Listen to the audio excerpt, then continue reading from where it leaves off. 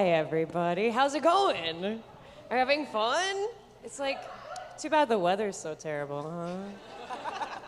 I mean, sunshine and a cool breeze? Good Lord. Okay, so for just a couple little disclaimers before we get started with this panel of absolutely incredible people, I just want everybody to know that this is accessible and inclusive for all attendees. If you have any needs at all, please just let us know. You can reach out to anybody. If you need to take a break and move around, go get a snack, go pee-pee, whatever you gotta do. That's not in the script, the pee-pee, but it should be.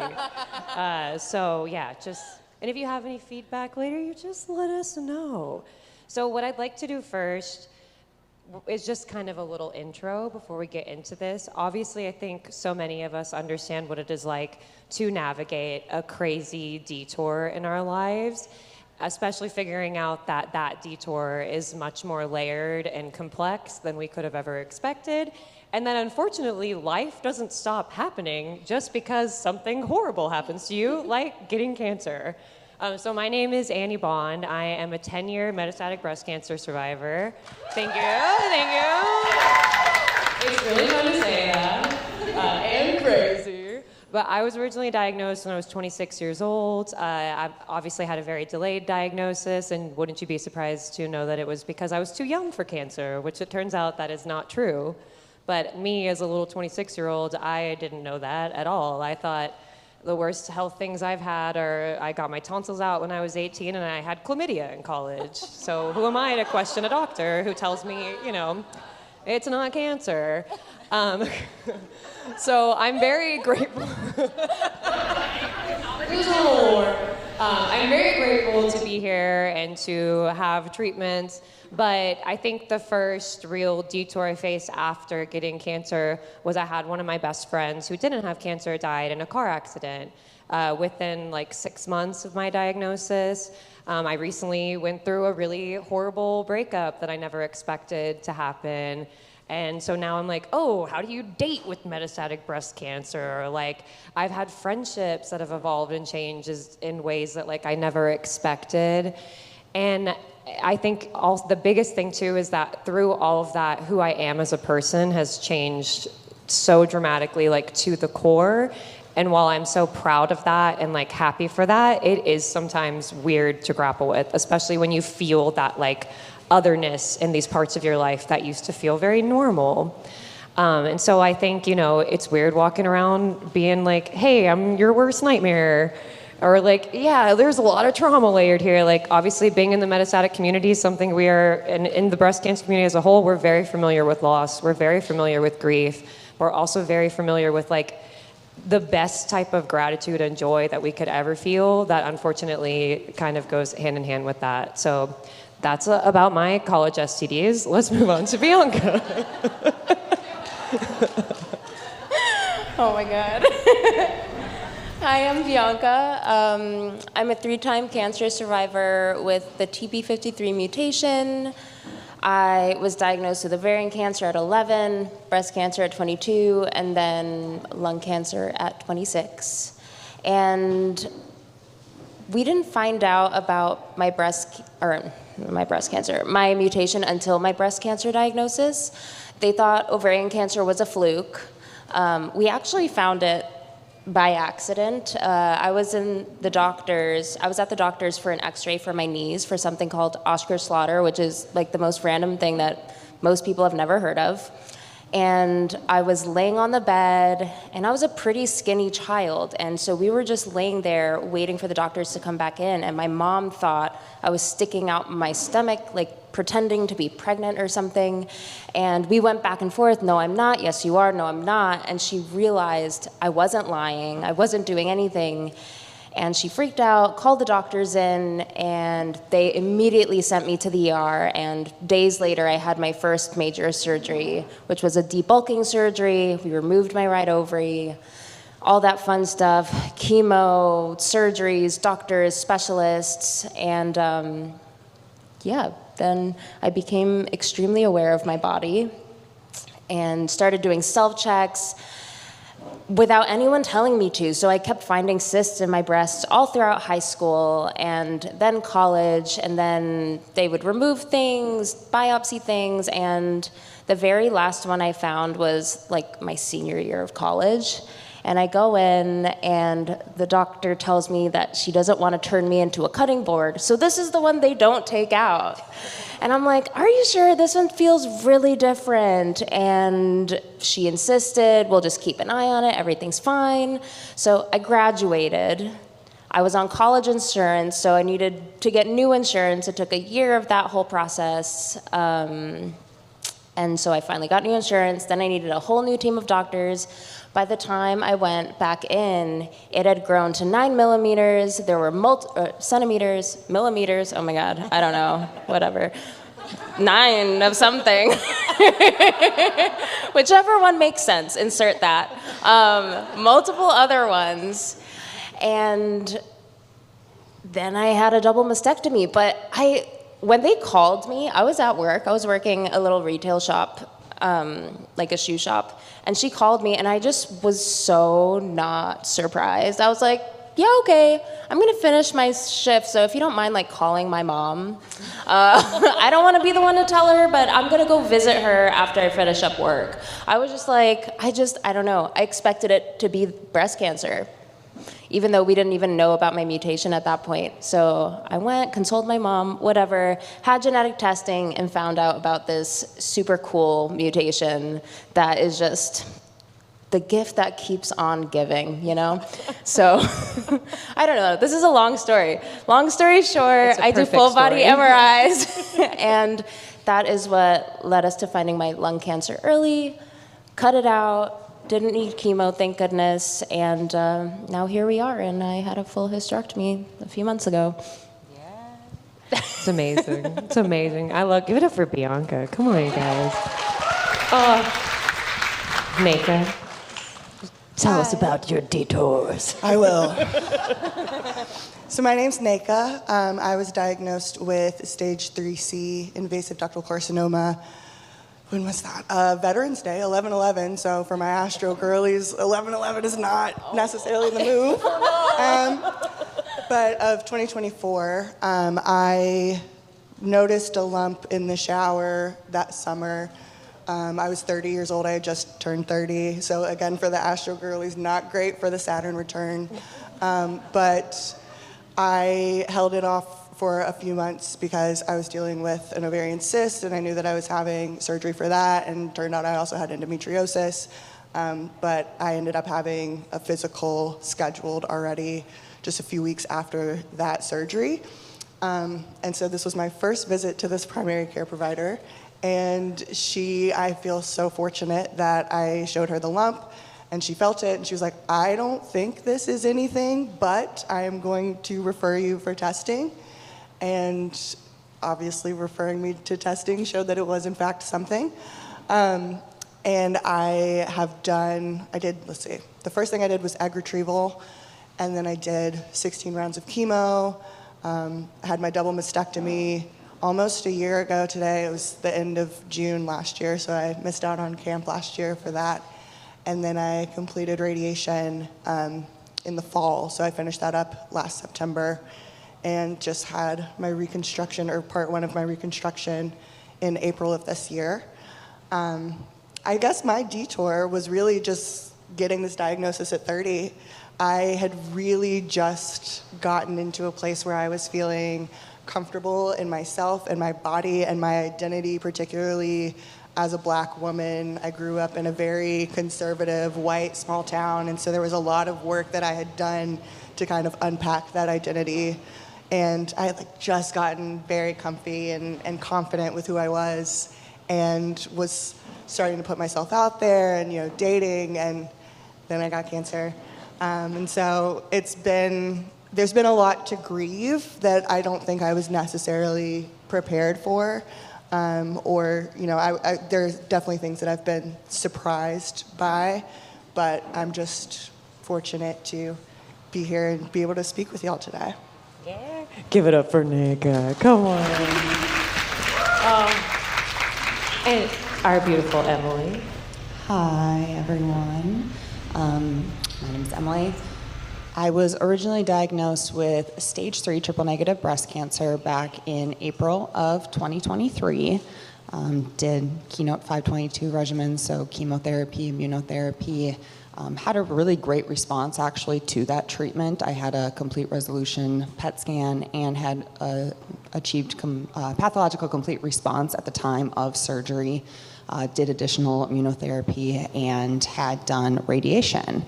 And my detour started right before camp last year. And, I was at this point post-treatment where, yes, I was starting to get my confidence back. I was starting to feel confident in my new body. I was digging my hair growth, like, finally. And I had gone in to have a conversation with a gynecological oncologist. Say that 10 times fast. Gynecological oncologist. Yes, gynecological oncologist about risk-reducing procedure for gynecological cancers. And so he threw a lot of statistics at me. I glazed over a lot of them. He said a lot of it was associated with a genetic mutation. I do not have a genetic mutation. So I kind of told him, hey, I respect your statistics, but statistics also said I shouldn't have had triple-negative breast cancer at the age of 32. And luckily he was like, heard. So he sent me for a CA-125 test, which is a circulating tumor DNA test to measure ovarian cells in your bloodstream, and also can be elevated for a million different reasons. So, really reliable test. But it actually came back elevated at about a 209 when I think normal is under 36. So he sent me for a stat CT. I had that the day before leaving for camp. And that CT scan showed nodes of concern in my lungs and the nearby lymph nodes. So camp last year, I was really experiencing everything through a veil. I was physically here, I was not mentally here. PET scan, lung biopsy later, and we found out that it was a recurrence of my triple-negative breast cancer. So I have been in treatment since the end of July of last year, and I am on my second line of treatment, and it is going very well, which I will get to later. But that was my detour, a stage 4 metastatic cancer, so I am now a metastatic baddie. Yes, you are. Give it up for Emily. Yeah. Just so you know, we will have lots of time for Q&A at the end. So while we're talking, think of your questions and try to not let your brain let them go, because we know how our brains love to do that. So I think all of us can relate to hearing you're too young for cancer. Anybody heard that? Raise your hand. Come on. Yeah. Oh, wow. What do you know? Everybody, right? So I'd like to know from you guys, you're too young for cancer. That's not likely to happen. It's they kept telling me, you're definitely stage 2. That thing in your liver is probably something else. It wasn't. It was indeed cancer. So how did that feel for you guys to hear that at the time? And what would you say to yourself, that person now, if you could? Because I know, for me, I just wish that anybody would have told me, a doctor especially, that that's not true, that it's just not possible. Because when I heard it, I believed it. When I heard it, I thought, absolutely, yeah, I'm too young, I don't have a family history. And now I'm like, oh God, why did I believe that? Because a medical professional told me it was true. And honestly, that should not be legal, because that does harm. I feel like at the very beginning, I told myself that. Right? I was like, I am too young. I don't have a genetic mutation. I didn't know this was possible. And so I would agree that, yes, I think the narrative has shifted, and people need to stop saying that. Y'all got any thoughts? I feel like the one moment that I kind of experienced that was with when I had found a lump in my breast that felt different, and I had already had cancer.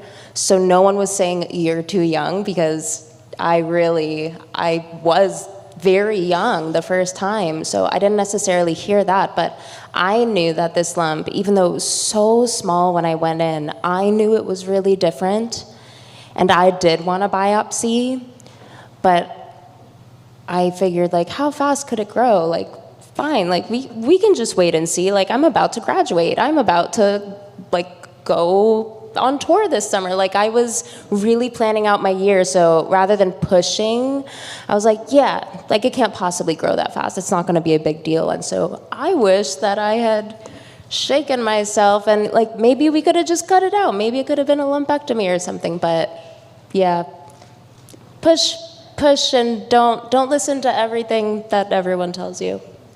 And I think too, like, a lot of us carry a lot of shame from that, of like not knowing better. But why would we know better? Why are we the ones that have to carry the shame of having to be expected to know better? When, like, yeah, I had an acting degree. What am I going to do with a am I not going to like go in and give somebody surgery or even a mammogram? Like, so I think letting go of the shame of that too is something that like really empowers a lot of future advocacy that we unfortunately do have to learn very quickly. I really want to talk to you about our identity, like our individual identity and the relationships that we have in our life. So how do you think that your experience has changed the way that you think about your future, whether that was family planning, your career, and even just like the passions you have? Because I know for me, my whole life I wanted to be a sitcom star. I like to make people laugh. I'm a middle child. I always wanted to be like the funny neighbor on a sitcom. And I really I was like doing everything when I got diagnosed. Like I had an agent, I was in LA, and I kept trying to do it, and something felt empty in it for me. And it was in finding community and starting to do advocacy and telling my story that I was like, oh, it's because that doesn't matter as much anymore. And that honestly made me really sad because it was something I had loved my entire life.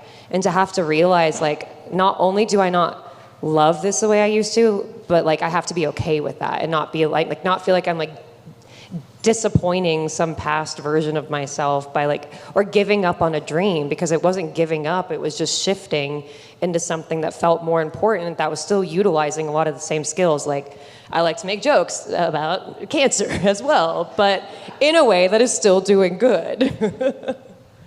I had a similar feeling about work, which if my coworkers are watching this is going to be awkward, but work, I love my job. I want to be clear, I love my job. Prior to cancer, I described this as my dream job, and I still feel that way.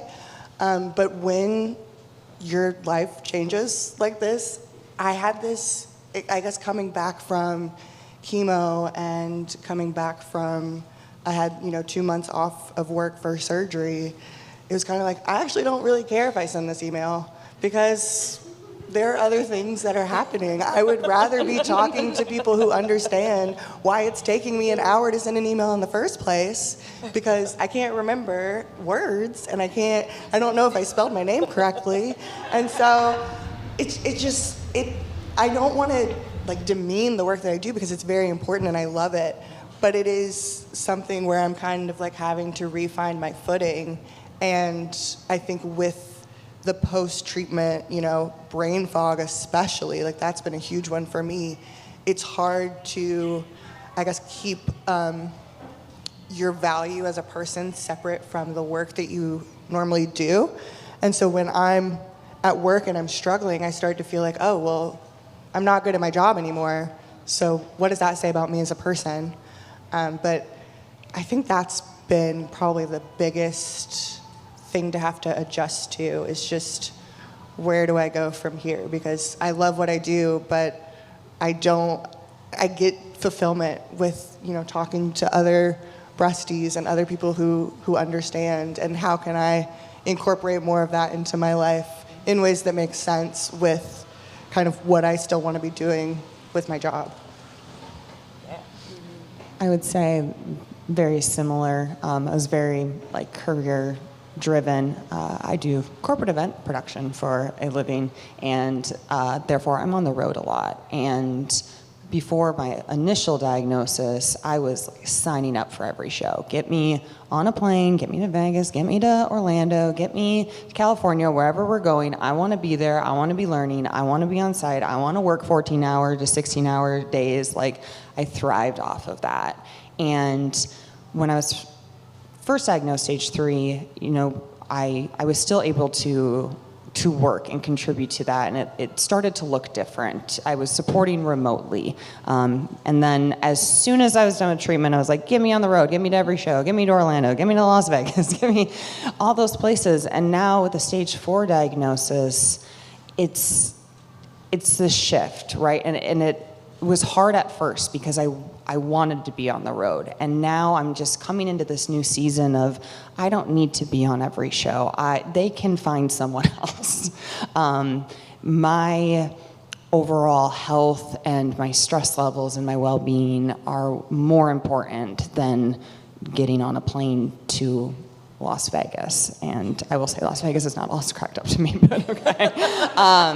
So it's a shift of not, wanting to, it sounds weird, like continue to grow on this like career trajectory. I'm fine with where I'm at and in the role that I'm at, and I still find joy in my work, and I'm finding more joy in being home more. Yeah, I also a creative. I had just graduated college when I got hit with the second diagnosis, and I wanted to be like a worldwide touring musician and singer-songwriter, and I had booked my own East Coast tour the summer after I graduated, after I was already aware of this lump. I got in a van with my friends and my mom, who was our driver because I didn't have my license yet, graduating college. And we went on an East Coast tour, and it was amazing. And then I was diagnosed a few months later, and up until that point, I pretended like I had never been diagnosed with cancer. I didn't have that first cancer diagnosis. I didn't want anyone to know. I would go to nonprofit events with the nonprofits that helped me during that time, but I wouldn't tell anyone. I didn't want anyone to know. I didn't want to be known as the cancer girl. And then I got it again, and I'm like, well, I don't know what to do at this point. I'm gonna keep performing and doing shows, but I also had a job. And so I tried to keep my job while also performing and doing all of the creative things I was doing. And eventually something had to give. I couldn't keep both. I couldn't keep working and also pay for my apartment and also do music, which is not lucrative at all. And so I let go of my job and the apartment and moved home with my parents and continued making music. But eventually I burnt myself out, and what I wanted slowly started to change. And then I tried to start working again. I couldn't keep a 9-to-5 to save my life because I was so bored, and it felt so not important with everything that was going on.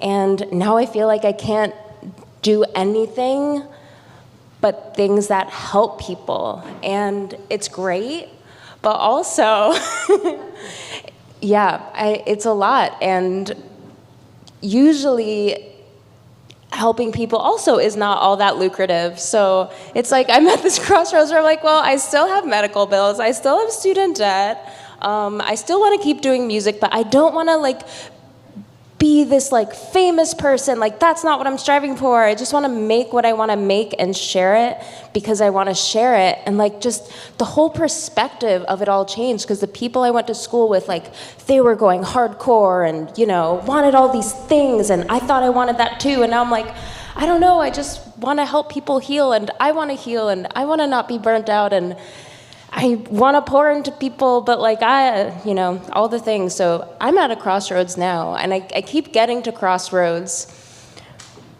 where I take a step and I'm like, I'll figure it out. We'll see what happens. I don't know. I don't really know what I want. And so, just constantly, I still am not 100% sure what I want, but I just want to keep helping and keep healing.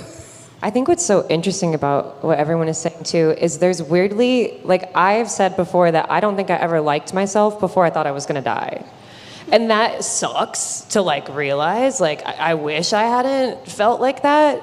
But I think that so many people in our lives, when we're doing the thing that we're all supposed to do, working the job, when you don't have this urgency to live and this grief and all of this awareness, gosh, so much awareness, you just kind of get lost in the routine. And then when you get shaken to your core like this, it not only breaks up the routine, but it breaks up your identity completely. And that is what it is identity. And I think that we can't find that kind of like love for ourselves and confidence to be able to be in community, to be able to take the steps to be like, no, actually what I want is something different. And I think that that takes so much bravery. And I don't know if you guys can relate to that. Just like, and I don't want to say like self-love, but like it is. Because for so long, I was very focused on what do other people think of me? What do other people want from me? What am I establishing? And now, like, I look at value in my life in such a different way. Like, it isn't just monetary. Like, the value I get out of the work that we all get to do and just the people we get to meet and the stories that we get to not only share together, but then go and share with other people. Like, there's so much value and power in that. So I don't know, did you guys hate yourselves until you got cancer too, or is that just me? Yes, immediately yes. Immediately yes. Okay. I like I said, I was just coming into my identity and feeling good about the woman that I am. And then this thing comes along and it's like all of the years of therapy that I did just like unraveled in front of my eyes. And I remember as soon as I got diagnosed, I told my therapist, and she set me up for a session the next day. And that was the thing I was most afraid of, was like, for so long I had learned that I have this distorted core belief that there's something wrong with me. And now I'm like, well, now there's literally something wrong with me. So like, I don't know how to kind of overcome this. You know, before I could challenge it, but now there is very clearly a thing that is identifiable that's wrong with me. And it has taken a lot of work to, I mentioned kind of grieving, and I felt very fortunate that up until very, very recently, I hadn't really had a significant loss in my life. And so for me, preparing for the double mastectomy, preparing to lose the part of my body, the only part of my body that I felt good about, I was having, like, the first person that I was having to significantly grieve was myself. Which is really meta. Like, it's really weird because it's like, it's me, but also not me. And so there was just so much that came along with that. And I have said, like, I'm so proud of the person that I've become through this, but I'm also really pissed off that I had to go through this to meet this version of myself.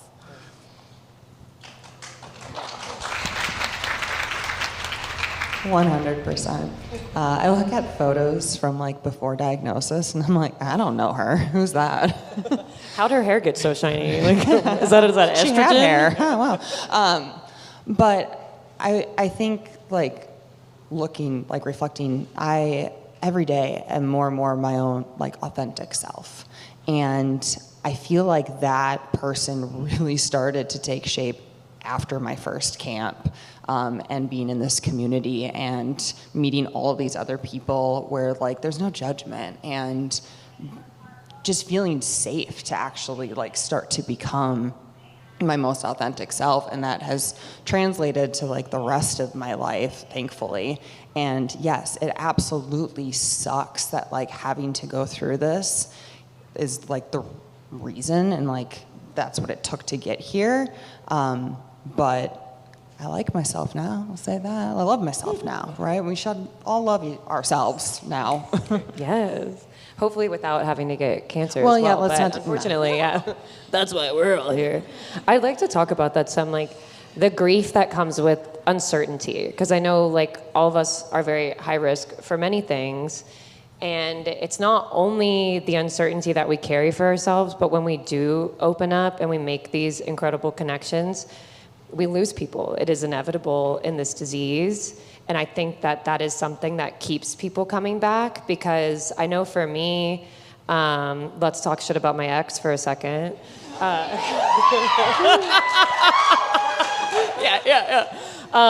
When I used to tell him that a friend had passed away in the community, after a little while he goes, yeah, we always have friends that are dying. It was something that should just be like, yeah, this is always happening. You're like, it's such a bummer. And so I started to like belittle my own feelings and think that, oh, this is just my life being too much and too sad, and the grief is like too much for anyone to handle, to the point that when this man, of course, was cheating on me and left me while I was going through a possible recurrence, again, let's talk shit about my ex. But it made me realize, oh my God, as much as I've worked on myself and learned to love myself, there is still a deep part of me that believes that I am unlovable because of my disease, and how dare I have let myself believe that for so long. And it broke my heart. Like, I was really the most heartbroken about that because I thought it was something that I had faced. And I think that now, unfortunately, I have grieved a few friends very recently, and there's something now that I have just felt such warmth in it, whereas before it felt like something I had to hide, that my grief was too much, that everything made me too much and too unlovable. And now, when I know a lot of you knew Lizzie. I will try not to cry when I talk about Lizzie, but I do every time. When I lost her, I was at a place like a similar type of camp, and the way that I was immediately embraced, and not only embraced, but we went out and like everybody wanted to like celebrate this person that they didn't know. And it was because it was a group of survivors that all knew what that felt like. And instead of meeting my grief, my devastation with like, oh, there goes Annie again, like being super sad because her life's a bummer, it was, gosh, I'm so sorry. What a terrible thing, and what a beautiful person it was that you lost. And even now, like, I live with my parents right now, and it's wonderful. And when I lost my friend Nicole recently, the first thing my dad said, and my dad's not a very emotional man, but he was like, why don't you tell me about your friend? Because when we talk about our friends, they never die. So I think that navigating that is impossible without each other. And I said this recently when I lost this friend, is that I hear so often people saying that we feel broken, like we've had to put ourselves back together. And I think that when we look at our life through a broken glass, it looks ugly and scary. But when we find community, we fill in these gaps with color and joy and light. And it's almost like we create this stained glass that we can look at our life through. And instead of seeing it as broken, we see it as complex and beautiful, and like there's something new to find in it every day. And so that's kind of like what's been helping me through that kind of grief. And when it comes to uncertainty, like, what are you gonna do? Stuff's gonna happen. My friend Alyssa over here convinced me to rappel down a 14-story building one time. Yeah, I wore almost a diaper because I was like, I'm definitely gonna poop my pants on Hollywood Boulevard, and I didn't. So I think, friends are, to me, like, nothing has helped me more with that than community. I think that keeps everything, because we can't run away from it. We gotta love each other. And we gotta know each other. So I don't know if you guys have any uncertainty, grief, things you'd like to share. So where are you going? I just feel like the moment I open my mouth, I'm gonna start crying. Do it. We like crying too. I do like crying. I do want to talk to you about generally like how we live our lives, because not only do we have this disease, I'm tired all the time. Every joint is aching. So I'd love to know like how you guys are navigating through the side effects, the ever-changing side effects, because obviously like we change treatments. You have to change whole cancers. Like what have you found? Literally. It's rude. Leave Bianca alone. Oh my God. But what helps you navigate that? I don't know, to be honest. I just keep going. Like I don't really have another option. I either like lay down in the middle of the road, or I like get up and just keep trying to find the glimmers in life and creating joy for myself, and like doing something every day that I love, whether that's like making fresh homemade whipped cream and sharing it with my dog, or like playing music or reading a book, hanging out with some friends. That's truly the only. Now I'm learning how to garden. I want to eat my own vegetables that I grow. I don't know. So really just trying to find and create the joy in the everyday things, rather than like needing to make everything like a big event, you know? Because I'm too tired for big things all the time. So the little things. I love that. Yes to creating just like joy every day, right? It's like I start to focus on the smaller moments, on the things I enjoy. It's like I can't have coffee 4 days out of the week because I'm on a steroid and it just like destroys me. So I'm like, that 5th day, that is the best cup of coffee. Like I look forward to it. It like changes my entire mood the night before. Like I can be like, I'm so tired, I get coffee tomorrow. Like, yes. But like I have other tools too, because like with stage 4 cancer, and it's like you can downward spiral. I think I can, right, like very easily. And one thing that I have done recently when I'm like I don't know, like I'm in the middle of waiting on scans or things like that, or like, oh, I have a headache, like maybe that's something. And you know, I've started creating a list of truths, like things that I know to be absolutely true in this moment, right? And it's like I can't predict the future, and it's, you know, ways of reminding myself that, like, I have no idea what tomorrow is going to bring. Like, I mean, who knows in this in this economy? So it's just it's things like that, and it's like reminding myself I'm a statistic of one, and you know, I'm only in control of the things that I can control, but the things that I can't control, that's for someone else to worry about.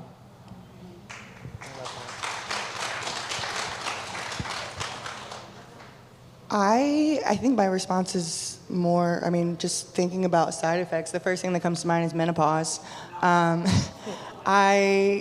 love when I like am talking to someone who went through menopause naturally at like a regular age to do it, and they're telling me about it, and I'm like, yes, but I'm 31 years old, and it's not like a drop off or like a decline. It's just kind of a steep, like, we're done and now you're in menopause. And so for me, navigating, I mean, my fan is here at all times, but just trying to find resources for especially the brain fog. I mean, that has been just a beast and takes a mental toll that I wasn't anticipating. And one thing that's really helped me is just actually occupational therapy. I got into that for brain fog. It is a game changer. I started, I guess, around Thanksgiving and was going weekly, I think, for several months. I mean, up until my reconstruction in April. So several months of that has been incredible. And I think just like being able to talk to other people who get it and hearing about their experiences and getting to trade tips of like, I can say, oh, occupational therapy helped for me, and then somebody else can ask me questions about it, or how did you get that referral, but even just, you know, minor things where I'm complaining about how hot it is and how I'm sweating through my clothes, I can just text one of my friends who gets it and is also in their 30s and is in medically induced menopause, and just to complain to somebody who's not gonna give me like they're gonna solve the problem. They're just there to be like, yes, I hate being sweaty. Like, that's sometimes just, I mean, I know that people have said it today and throughout the weekend, but the idea that community is treatment, I think, is so important. Like, just being able to hear from and learn from other people who are going through the same thing as you, and bouncing ideas off of each other. I love that. That's beautiful. I love when they say, it's not that bad once you get the pills. And I'm like, the estrogen pills? For my estrogen positive The ones I breast specifically cancer? cannot have? The ones Yeah. that specifically will make my cancer poison grow? for Yeah, it's not Cusco? that bad once Yeah. I get the pills and die. Like, thanks a lot. So before we get to questions, I just want to close with a little bit of joy here, because I love joy. And you can't find it if you don't look for it. So what would you say to a breastie right now who feels like the future that they've imagined or dreamed of is disappearing right before their eyes? I can take this, okay. I really like that you said you're a statistic of one, because I do think that that's so important, especially, I mean, community and getting to talk to people is great, but it can also, it has a limit, I think, where sometimes you hear too much and you're like, oh, that could happen to me, that could happen to me. But I don't know. I'll let you speak. I'll come back. I'll come back. Okay. Yes. Statistic of 1. Hold on to that. Oh no, now I lost my thought. Brain, it's migrating. I told you, keep it in the brain. It's migrating. It'll come back to me in 2 seconds, I promise. Oh no, I literally lost it. I We literally can lost stare it. at each other until This it is comes back. that's Hold the on. best advice, honestly. Is like, you It might just is. forget what your dream was, It is. honestly. Okay. That's it. I've got Just it. be thinking I'm about back. like, what I've got was my it. job? Wait, it might be gone now. What did I want to do? An accountant? What was I thinking? I think for me, I spent so much time, I've said this already, but comparing myself to my peers because I was in my early 30s. My friends are having, they're getting their dream jobs, they're getting engaged, they're getting married, they're having children. And so even before cancer, I was kind of comparing my life to theirs and saying, oh, I'm behind, I'm behind, I'm behind.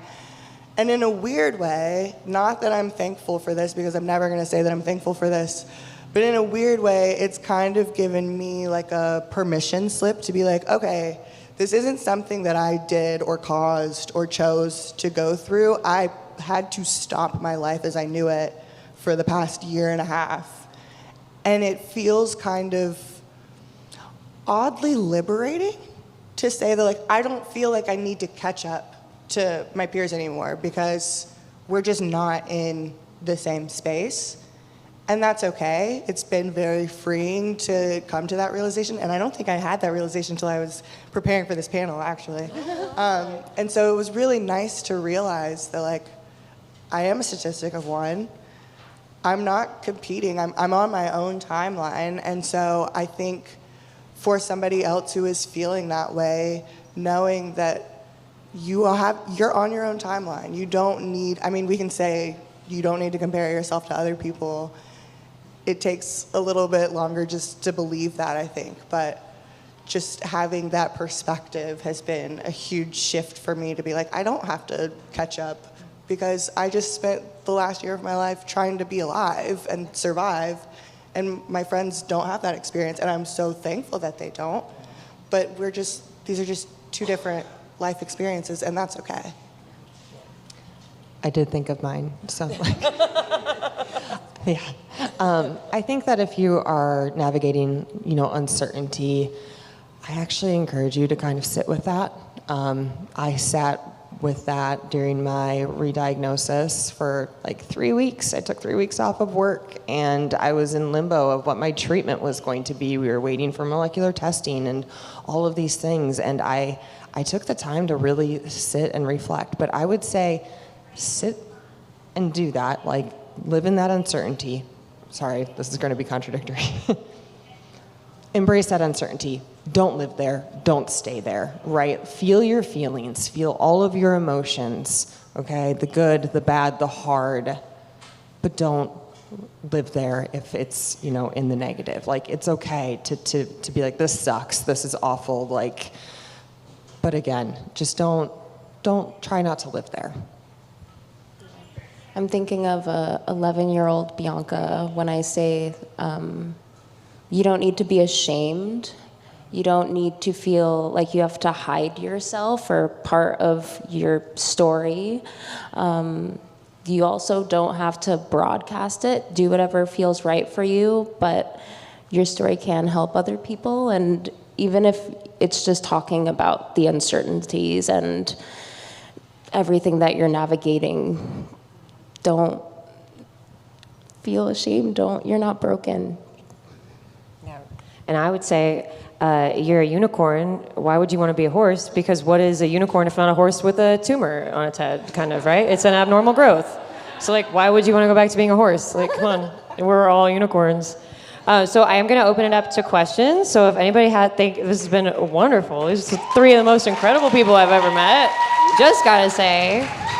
So ask some questions, because, like, come on. Here we go. We got one over here. Unless you're stretching from joint pain. Okay, that's also allowed. Just kidding. Nice question. Yeah. Hi. Thank you guys so much for sharing all of that. I have 2 questions. One is I would love to hear more about the OT. And then my other question is about sitting with the uncertainty. I'm metastatic, And for me, I feel like I have no control over the days that feel unbearable versus the days that feel like numb inside versus the days that I feel some joy. You know, like with all the tools in my toolbox and all the therapy and the breathing and all the things, it's like it just feels out of my control, and I don't know what makes me feel, you know, that I can't get through a day, or the next day, like what makes me feel like, oh, I feel a little bit okay today. Like I'll meet someone for coffee. You know, I think one of the things that cancer robbed for me is this levity and spontaneity. Like I'm a Sagittarius. All I want to do is drop everything all the time and travel, and you know, yeah, and all these planning around all this shit is really a bummer. And I don't know. I guess my question is like, I'm grabbing for the tools that I know are supposed to help me not spiral, but it still feels like someone else is puppeting me into today you're going to be okay, and tomorrow it's going to be really bad, and then. I think to speak to that, not to the OT, what sucks, you're going to hate this answer, is acceptance. Because when you're fighting that, when you're saying, God, I wish it was like this, I wish it was more like this, I wish I could do that, it's just not.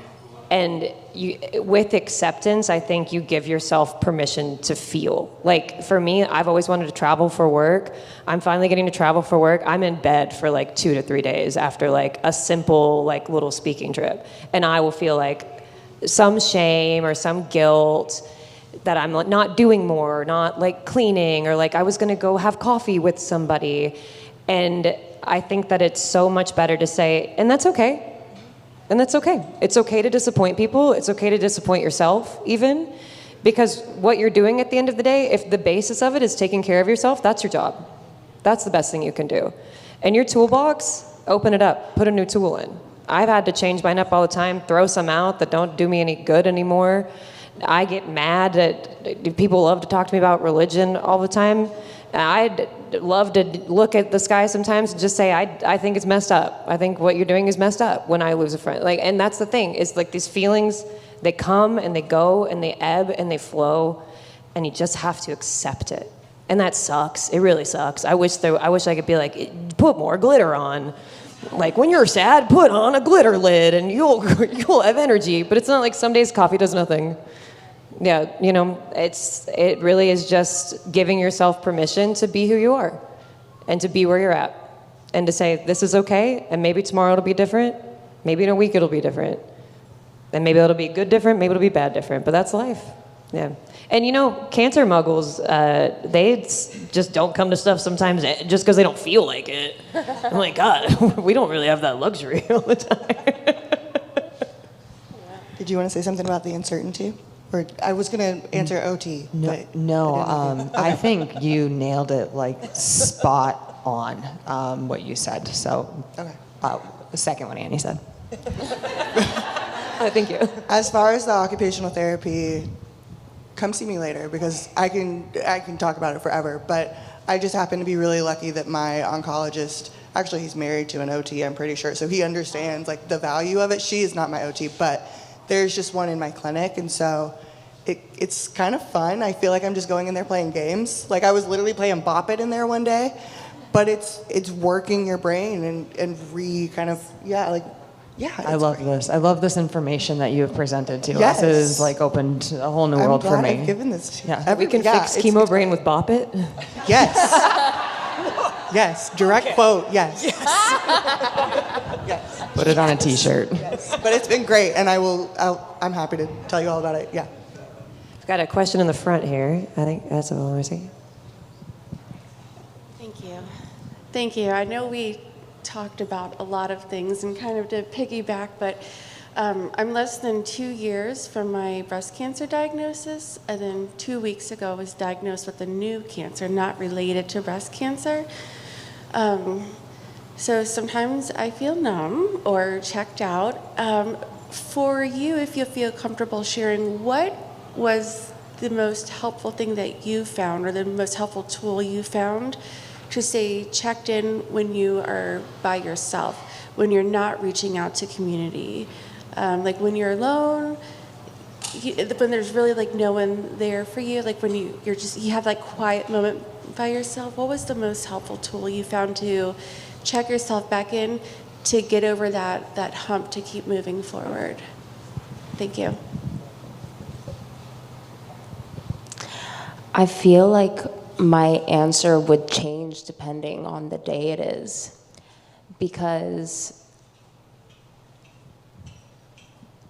there are times where I just want to lay in bed for days and binge watch shows that make me laugh, and cuddle with my dog.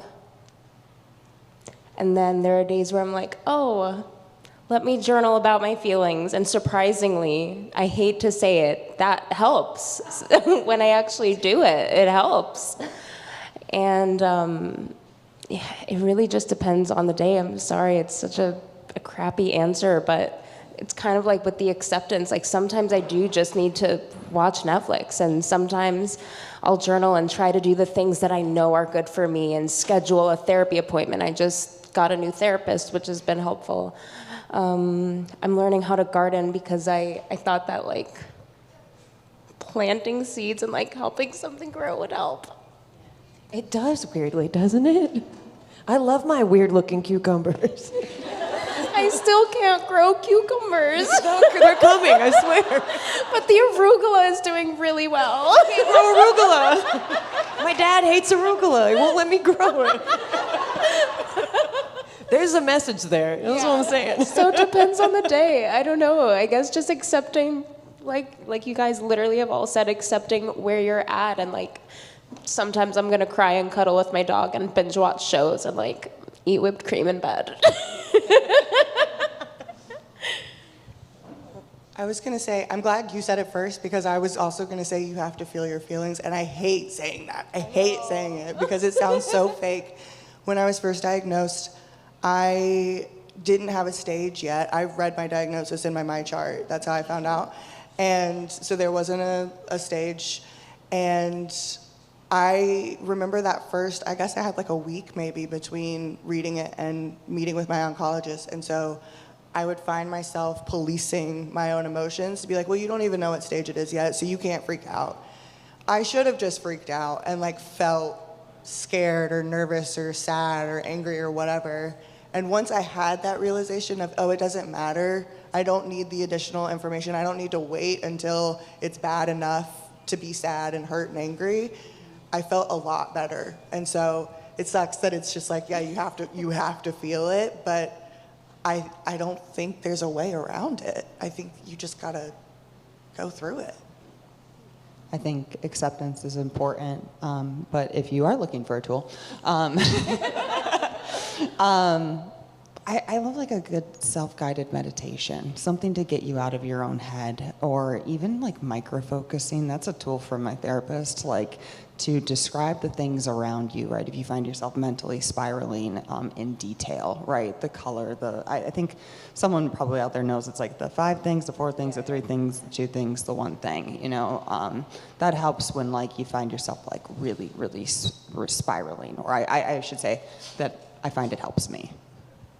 Can I say one more thing? Please. You said micro-focusing, and then I was like, micro-dosing. Like, shrooms, honestly, has been very There's helpful. actually a lot of research for this. Yeah, it's really good. It has been very helpful. I would say there's 2 things, like when you're by yourself, I think is especially one of the worst spirals. And there was a phase, I think it was like right around COVID, where I was like, oh God, now there's this thing that's gonna kill me. I don't have an immune system. Like, when we didn't know anything about it.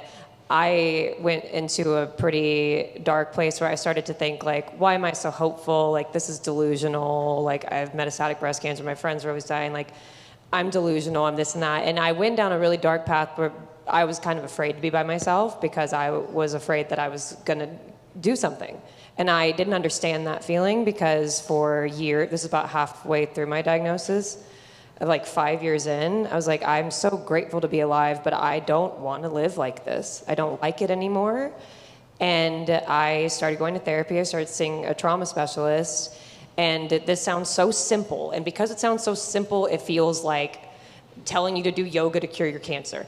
But what got me out of that, like fully, was I just wrote down all the things I hated about myself, and then I wrote down the things I liked about myself. And when I was writing what I hated about myself, it was so easy. I was like writing pages and pages. When I liked, I'm like, I guess I think I'm funny or whatever. And the trick was I had to read it back. That was what she had me do. And then when I read it back, I've never been so horrified, because something I value more than anything else in my life is being kind. And I realized I am cruel to one person, and it's me. And I'm happily cruel to myself. And it was like a really big wake-up call. And that really helped me, but I think like you don't even have to go that deep. Like another thing I was doing was just writing 3 things I was thankful for at the end of the day. And honestly, I could only do 1 for a little while, but then eventually I could do 3. And eventually I could write like 15. Because I was like, the sunshine, the leaves, the cucumbers, my dog, whipped cream, like Netflix, you know, like. And so I think really it's all everything that's checking in, knowing what you're feeling, and then saying like, I might need more help than I think I do. I mean, medication is also great.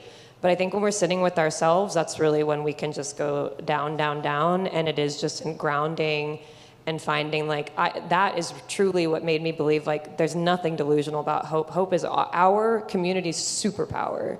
Because the fact that we can be hopeful with everything that we see and everything that we've experienced, my God, like that, it's like who needs a Superman and Batman? Like who needs men? Like, come on. Men get breast cancer too, and they also need mental health help. So yes, we go. Everybody can use these tools. That's what I mean. Like the toolbox can just change all the time, and you just never know what you're gonna need. Like a couple years before that, I would have been like, oh my God, I'll never think bad thoughts like that. And then it just happened. But it really like, one of the main things cancer has taught me is that we underestimate what is important in life. And so often it is in these little things that we just lose focus of. And when we go into them a little bit more, we kind of can find joy again. I think we can take one more question, if anybody has a question. This lady in the back.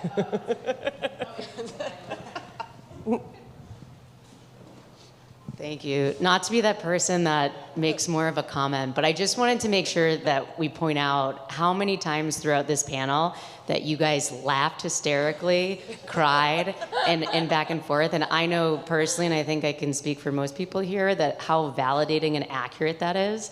And this was just phenomenal, and I think you guys are all amazing. Thank you. Thank you. It's like we paid her to say that. I paid her to say that. All right, and obviously, like, we will all be around at camp. I think we have time for one more little question. If anybody has a little question, good? I got one more? Yeah, let's do it.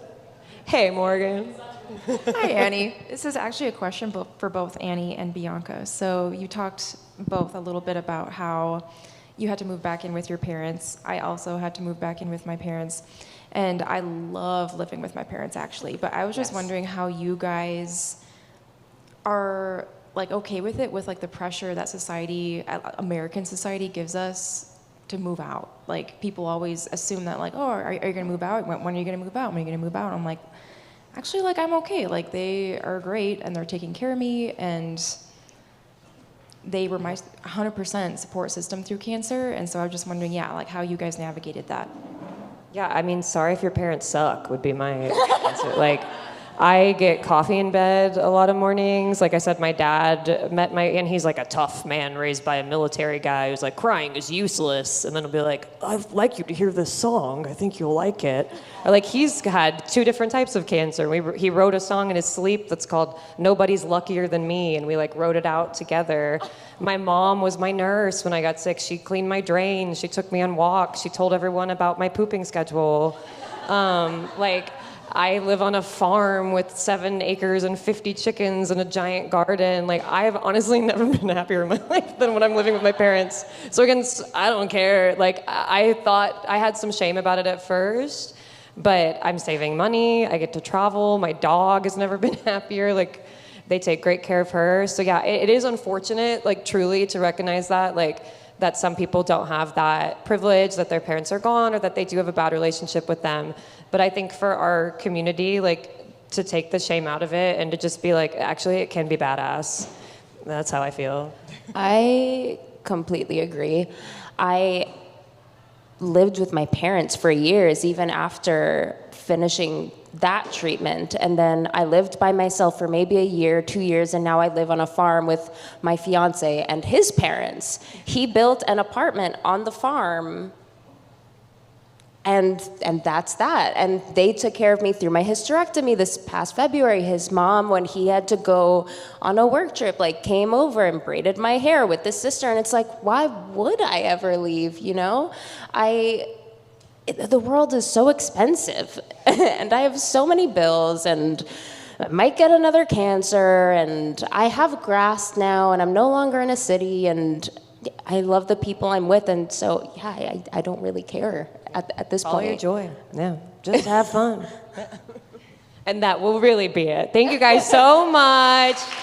Go have fun. Give it up for these gals. Come on. Get Thank up you. for Andy. Oh, that's sweet. No, you guys. We'll see you out there.